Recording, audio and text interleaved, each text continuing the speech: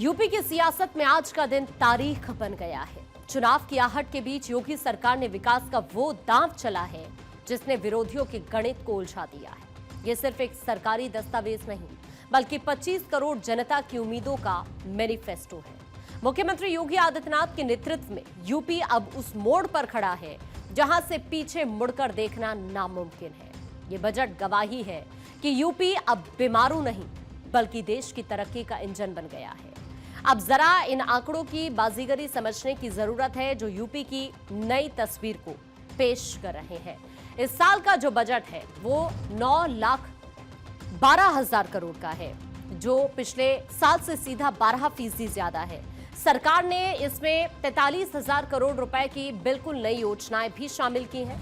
खजाने का सबसे बड़ा हिस्सा यानी 25% इंफ्रास्ट्रक्चर के नाम रहा, जबकि जो शिक्षा है जबकि उसको 15% दिया गया है, खेती को 12% और सेहत को 8% दिया गया है।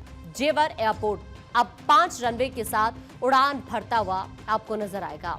34,000 करोड़ से बनने वाला नॉर्थ ईस्ट कॉरिडोर यूपी के नक्शे पर तरक्की की नई लकीर खींचेगा। ये योगी सरकार का 10वां बजट है और इसमें भविष्य की साफ झलक दिखती है। एक तरफ एआई के लिए करोड़ों का फंड है ताकि यूपी तकनीक का लीडर बने, तो दूसरी तरफ अयोध्या और नैमिषारण्य जैसी सांस्कृतिक विरासतों को संवारने का संकल्प भी। कानपुर और मथुरा जैसे शहरों को स्मार्ट सिटी बनाने की तैयारी है। साफ है कि यह बजट चुनाव जीतने की मशीन नहीं, बल्कि यूपी को एक ग्लोबल हब बनाने का महाअभियान है।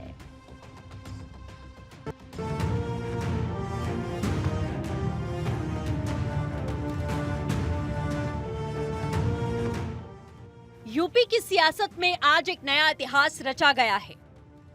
चुनाव की दहलीज पर खड़ी योगी सरकार ने अपनी तिजोरी का ऐसा मुंह खोला है कि विरोधी भी हैरान हैं। 9,12,000 करोड़ का ये बजट सिर्फ आंकड़ों का नहीं, बल्कि नए उत्तर प्रदेश का वो ब्लूप्रिंट है जिसमें इंफ्रास्ट्रक्चर की रफ्तार भी है और गरीबों के लिए एतबार भी।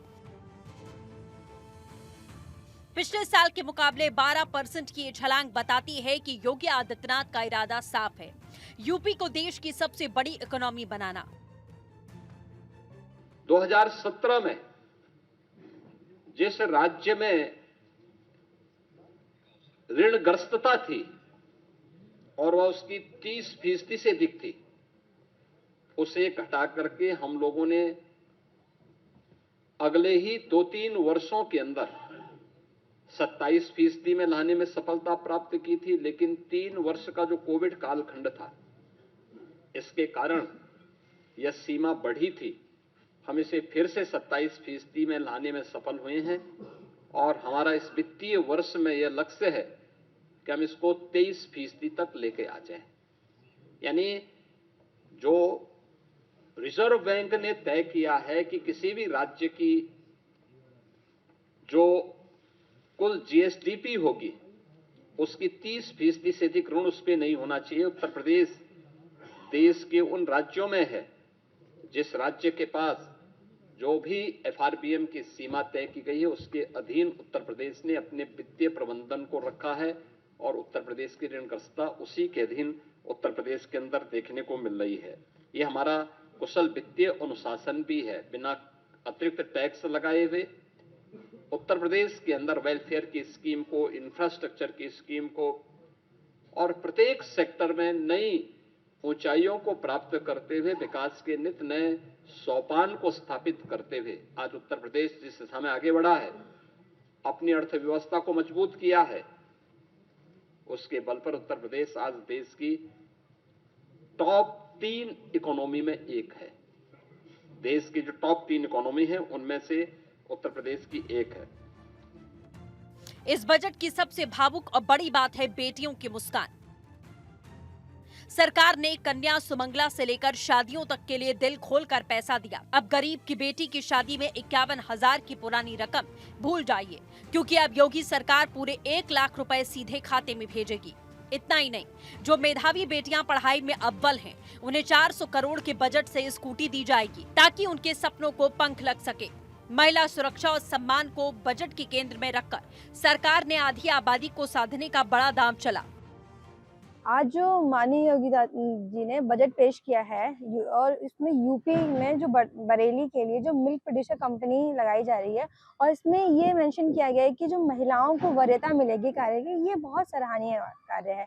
इससे क्या होगा, जो महिलाएं हैं ये आत्मनिर्भर होंगी, आगे बढ़ने का मौका मिलेगा, क्योंकि आजकल महिलाओं के लिए वर्क प्लेस बहुत थोड़े हो रहे हैं, क्योंकि उसमें एक्सपीरियंस और बहुत सारी चीज़ें हो रही हैं, और जो थोड़ी कम पढ़ी लिखी महिलाएं हैं उनको थोड़ा कार्य नहीं मिल पाता है, तो उनको बहुत लो वेजेस में करना पड़ता है। तो अगर ये यहाँ पे अगर इनको वरीयता दी जाएगी तो बहुत ही अच्छा होगा, क्योंकि महिला आत्मनिर्भर बनेंगी और ये महिला सशक्तिकरण के लिए बहुत ही अच्छी चीज़ है, बहुत अच्छी पहल है। यूपी का बजट आया है और खासकर बरेली के लिए मिस्टर योगी आदित्यनाथ ने एक प्रस्ताव रखा है मिल्क प्रोडक्ट का, मिल्क यूनिट का प्रस्ताव लाए हैं, ताकि जो लोकल स्त्रियां महिलाएं हैं उनके लिए काम करने के लिए, क्योंकि जो ज़्यादा पढ़ी लिखी नहीं होती उनके लिए बहुत अच्छी बात है सराहने के लिए, ताकि वो काम कर सके, अपनी तरक्की खुद अपने हाथों से कर सके। 10वां बजट आज आया है यूपी गवर्नमेंट का, बहुत ही शानदार रहा।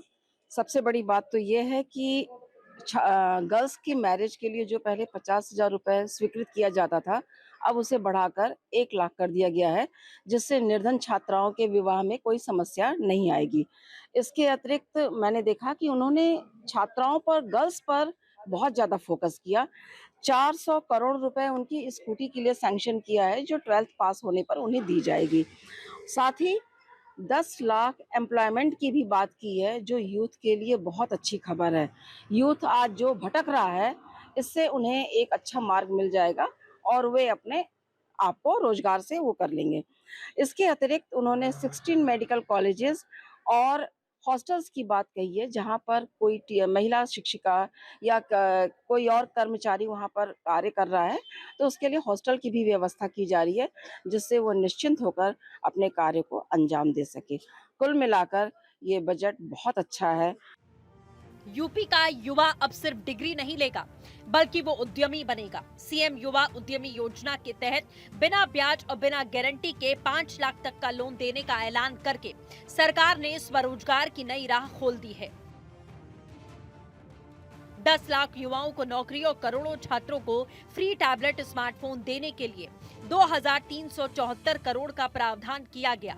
3 नई यूनिवर्सिटी और 14 नए मेडिकल कॉलेज ये गवाही दे रहे हैं कि आने वाले दिनों में यूपी शिक्षा का सबसे बड़ा हब बनने जा रहा है।